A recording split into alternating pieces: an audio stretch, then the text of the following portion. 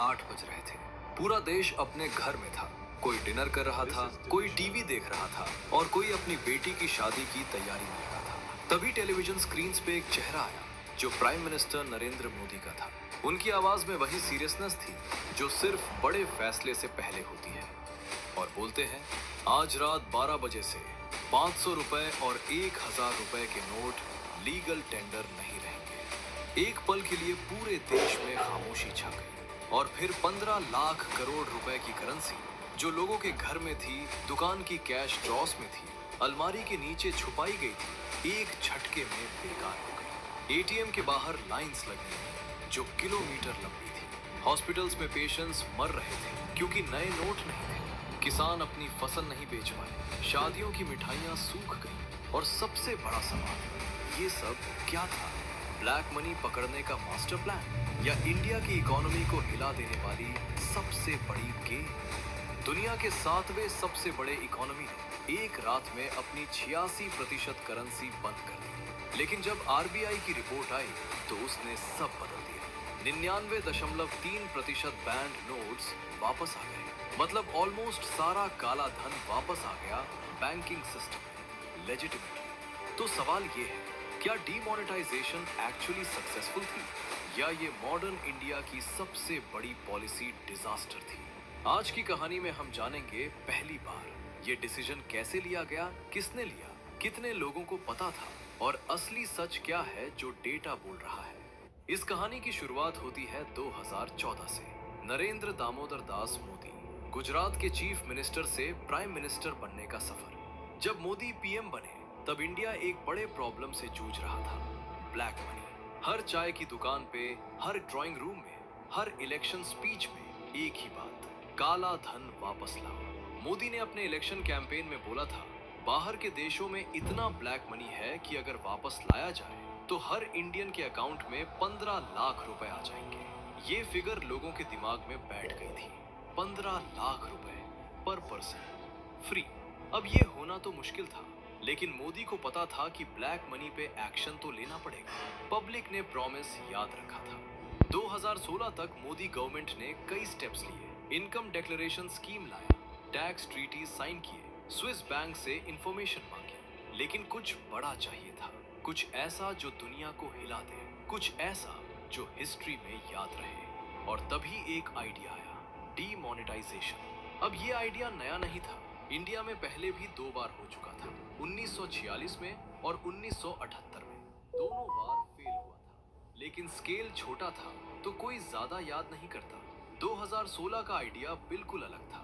500 रुपए और 1000 रुपए के नोट्स जो इंडिया की टोटल करेंसी का 86% थे, एक रात में बंद करना था। ये दुनिया की सबसे बड़ी डीमोनेटाइजेशन होने वाली थी और शायद सबसे रिस्की भी।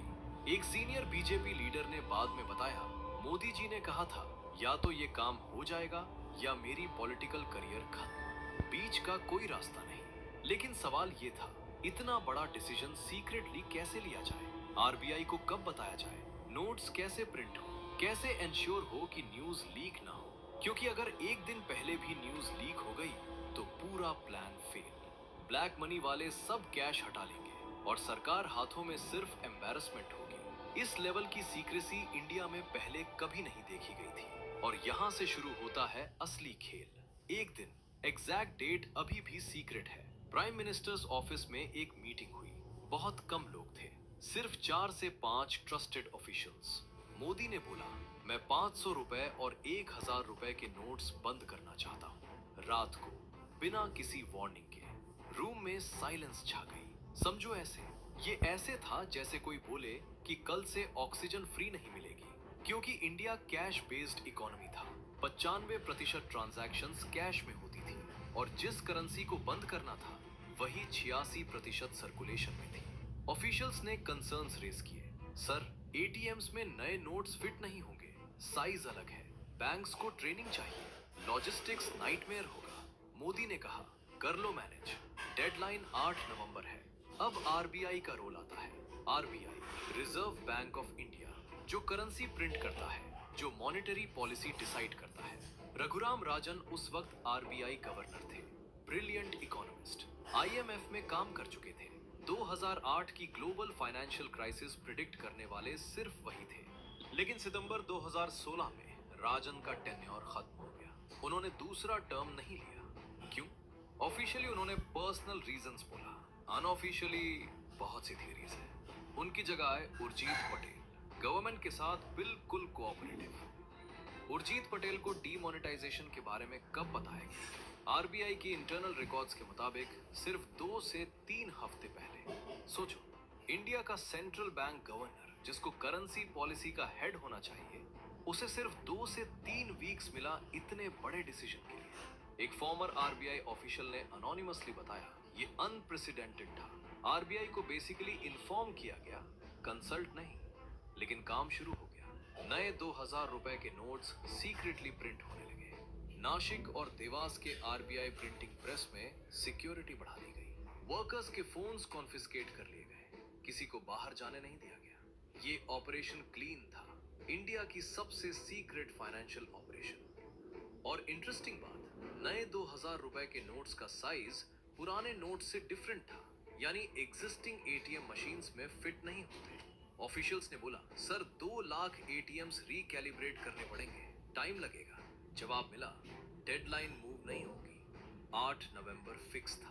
अब शुरू हुआ असली काउंटडाउन। अक्टूबर 2016, नए नोट्स प्रिंटिंग प्रेस से निकलने लगे। आर्मर्ड व्हीकल्स में सीक्रेटली आरबीआई ऑफिसेस और सेलेक्ट बैंक ब्रांचेस में पहुंचाए गए। लेकिन कितने नोट्स प्रिंट हुए, यहां प्रॉब्लम थी। 15 लाख करोड़ रुपए की करेंसी रिप्लेस करनी थी, लेकिन प्रिंटिंग प्रेसेस की कैपेसिटी लिमिटेड थी। एस्टिमेट था कि पूरी करेंसी रिप्लेस करने में 6 से 8 महीने लगेंगे। मतलब अनाउंसमेंट के बाद मंथ्स तक लोग कैश के लिए तड़पते रहेंगे। किसी ने मोदी को बताया भी होगा ये, लेकिन डिसीजन नहीं बदला। नवंबर आ गया। 7 नवंबर, एक दिन पहले भी आरबीआई बोर्ड को ऑफिशियल मीटिंग में नहीं बताया गया। 8 नवंबर की सुबह अनाउंसमेंट वाले दिन आरबीआई बोर्ड मीटिंग हुई। सिर्फ कुछ घंटे पहले एक बोर्ड मेंबर ने बाद में इंटरव्यू में बताया, हमें पेपर दिया गया, पढ़ा, साइन करने को बोला गया। डिस्कशन का टाइम नहीं था। हिस्ट्री का सबसे बड़ा मॉनेटरी डिसीजन बिना प्रॉपर डिबेट के सिर्फ कुछ घंटों के पास। शाम 5 बजे मोदी ने अपना कैबिनेट मीटिंग बुलाई। मिनिस्टर्स का फोन कॉन्फिस्केट कर लिया गया। 8:15 पे मोदी टीवी पे आए। दुनिया हिल गई। पहले 2 घंटे साइलेंस थी। लोगों को समझ नहीं आया कि हुआ क्या। फिर गेम शुरू हुआ। पेट्रोल पंप्स पे भागम भाग मची। ज्वेलरी शॉप्स पे लाइंस लग गई। जो भी 500 से 1000 रुपए के नोट्स एक्सेप्ट कर रहा था, लोग वहां पहुंच गए। रात 12 बजे ऑफिशियली नोट्स बंद और अगले दिन एटीएम्स खाली। बैंक्स में भीड़। सबको कैश चाहिए थी, लेकिन कैश नहीं थी। हॉस्पिटल्स में पेशेंट्स रिजेक्ट होने लगे क्योंकि 500 रुपए का नोट एक्सेप्ट नहीं हो रहा था। फार्मर्स अपनी फसल मार्केट में नहीं बेच पाए। शादियों का खाना वेस्ट हुआ। डेली वेज वर्कर्स को काम मिला, लेकिन पैसा नहीं मिला। एनडीटीवी की एक रिपोर्ट के मुताबिक डीमोनेटाइजेशन के पहले 3 महीने में 100 प्लस डेथ्स डायरेक्टली लिंक्ड थी इस पॉलिसी से। कोई एटीएम की लाइन में हार्ट अटैक से मरा, कोई हॉस्पिटल के बाहर कैश ना होने से मरा, कोई टेंशन में सुसाइड कर गया। लेकिन सरकार ने कहा, short term pain, long term gain. Modi ने बोला, मुझे 50 दिन दो, अगर कुछ गलत हुआ तो मुझे जो सजा देना हो दे देना। 50 दिन का डेडलाइन भी आ गया और गया। प्रॉब्लम्स कंटिन्यू रही, लेकिन एक और चीज हो रही थी साइमल्टेनियसली। 2000 रुपए के नए पिंक नोट्स सर्कुलेशन में आए और अचानक इंस्टाग्राम पे फोटोज आने लगे। पॉलिटिशियंस के घर रेड्स में करोड़ के नए 2000 रुपए के नोट्स पकड़े गए। हवाला ऑपरेटर्स नए नोट्स के बंडल्स ले जाते दिखे। टेम्पल्स के डोनेशन बॉक्सेस में नए नोट्स मिल गए। सवाल सिंपल था, अगर पुराने नोट्स बंद हुए थे ब्लैक मनी निकालने के लिए, तो ये नया ब्लैक मनी कहां से आया? आंसर अनकंफर्टेबल था। करप्ट लोगों ने जुगाड़ निकाल लिया था। कैसे? समझो, जन धन अकाउंट्स यूज हुए। ये जीरो बैलेंस अकाउंट्स थे जो गरीब लोगों के नाम पे खुले थे। ब्लैक मनी वालों ने गरीब लोगों को अप्रोच किया, बोला, अपने अकाउंट में मेरा 2 लाख रुपए डिपॉजिट करा दो, वापस देना, कमीशन 10,000 रुपए। हजारों लोगों ने ये किया। उनके लिए 10,000 रुपए बहुत बड़े पैसे थे। ऑफिशियली पैसा वाइट हो गया। गरीब के नाम पे डिपॉजिट, फिर वापस कैश में निकाल लिया। ज्वेलर्स ने गोल्ड बेचा पुराने नोट्स में, फिर उस गोल्ड को वापस खरीद लिया नए नोट्स में, black to white. Property dealers ने बेनामी ट्रांजैक्शंस किए, हवाला नेटवर्क्स ने न्यू नोट्स अरेंज कर दिए प्रीमियम पे, कमीशन 20 से 30% तक गई। लेकिन ब्लैक मनी वालों के लिए ये एक्सेप्टेबल था। 100 करोड़ रुपए का 70 करोड़ रुपए बच गया तो भी प्रॉफिट था। एक इनकम टैक्स ऑफिसर ने अनोनिमसली बताया, हमने देखा कि with in 2 weeks system adapt हो गया था। जो लोग सीरियसली करप्ट थे उनके पास रिसोर्सेस थे एस्केप करने के, और जो आम आदमी था वो लाइन में खड़ा था। वो अपनी 10,000 रुपए की सेविंग्स के लिए 4 से 5 घंटे एटीएम के बाहर वेट कर रहा था। उसकी बेटी की शादी पोस्टपोन हो गई, उसके बिजनेस का कैश फ्लो रुक गया, लेकिन उसने वेट किया क्योंकि मोदी ने बोला था देश के लिए करेंगे। उसी पेट्रियोटिज्म ने देश को चुप करवा दिया। 50 दिन गुजर गए, 100 दिन गुजर गए, साल बीत गया, और फिर आई आरबीआई की फाइनल रिपोर्ट जो सब बदलने वाली थी।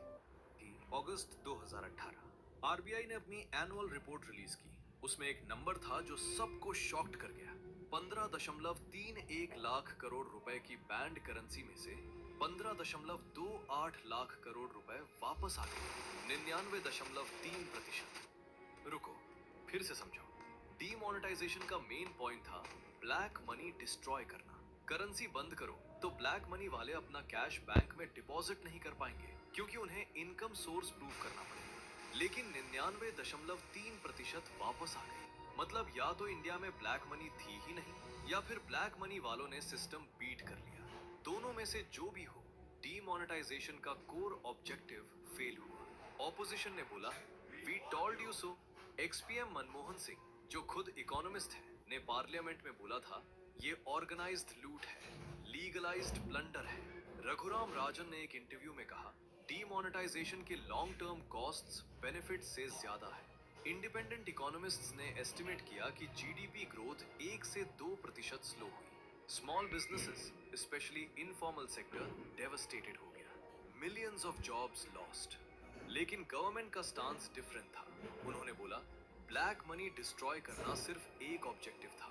एक्चुअल गोल्स थे डिजिटल पेमेंट्स बढ़ाना, टैक्स बेस बढ़ाना, काउंटरफाइट करेंसी खत्म करना, टेरर फंडिंग रोकना।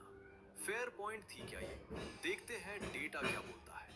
डिजिटल पेमेंट्स, हाँ, बढ़े। यूपीआई ट्रांजैक्शंस 2016 में ऑलमोस्ट जीरो थे। आज मंथली 15+ लाख करोड़ रुपए है। लेकिन एक्सपर्ट्स कहते हैं ये ट्रेंड वैसे भी होता जियो और स्मार्टफोन्स की वजह से। Tax base, income tax returns file करने वालों की संख्या बढ़ी। 2016 में 4.36 करोड़ थे, 2019 में 6.78 करोड़। लेकिन एक्चुअल टैक्स कलेक्शन में ड्रामेटिक इंक्रीज नहीं हुआ। काउंटरफीट करेंसी, 400 करोड़ रुपए की फेक करेंसी थी सर्कुलेशन में। 15 लाख करोड़ रुपए की इकोनॉमी डिसरप्ट की 400 करोड़ रुपए के लिए। Terror funding, stone pelting Kashmir में टेम्परेरली रुकी, फिर वापस शुरू हो गई। तो फाइनल वर्डिक्ट क्या है? ये वो सवाल है जो आज भी डिवाइड करता है इंडियंस को। कुछ कहते हैं मोदी ने बोल्ड डिसीजन लिया, करप्शन के खिलाफ मैसेज गया, लॉन्ग टर्म में डिजिटल इंडिया बना। कुछ कहते हैं ये पॉलिसी डिजास्टर थी, 100+ लोग मरे, इकोनॉमी स्लो हुई, ब्लैक मनी वापस आ गई, कुछ अचीव नहीं हुआ। सच शायद बीच में है, इंटेंट शायद सही था, एग्जीक्यूशन डेफिनेटली प्रॉब्लमैटिक था, और जो प्राइस पे किया कॉमन मैन ने किया। ब्लैक मनी वाले तो बच गए। हजारों कहानियां हैं जो ऑफिशियल रिपोर्ट्स में नहीं आती। महाराष्ट्र के यवतमल में एक फार्मर बबुराव तजने ने 60,000 रुपए की कॉटन बेच के 500 रुपए के नोट्स लिए थे। डीमोनेटाइजेशन के बाद वो नोट्स बेकार हो गए। बैंक्स में लाइन में खड़े होने की हिम्मत नहीं थी। 2 हफ्ते बाद उसने सुई रिपीट कर लिया। चेन्नई में एक 72 साल की विडो अपनी पूरी सेविंग्स 1.5 लाख रुपए ओल्ड नोट्स में रखती थी। बैंक अकाउंट नहीं था, डेडलाइन में एक्सचेंज नहीं करवा पाई, पैसा डूब गया। दिल्ली के सरोजनी नगर में एक स्मॉल शॉपकीपर ने अपनी दुकान बंद कर दी। कैश फ्लो रुक गया था, लोन नहीं मिला, बिजनेस वापस खड़ा नहीं हुआ। ये वो लोग हैं जिनके लिए 500 रुपए का नोट लाइफ और डेथ का फर्क था। ये वो लोग हैं जिन्हें शॉर्ट टर्म पेन झेला, लेकिन लॉन्ग टर्म गेन कभी नहीं मिला। और दूसरी तरफ उर्जित पटेल 2018 में आरबीआई गवर्नर का पोस्ट छोड़ के चले गए, पर्सनल रीजंस। उन्होंने कभी व्यू नहीं दिया। रघुराम राजन अमेरिका वापस चले गए, शिकागो यूनिवर्सिटी में पढ़ाते हैं। कभी कभी टीवी पे डीमोनेटाइजेशन की क्रिटिसिज्म करते हैं। मोदी 2019 में फिर से पीएम बने, मैसिव मेजॉरिटी से। डीमोनेटाइजेशन इलेक्शन इशू नहीं बनी, लोगों ने माफ कर दिया या भूल गए।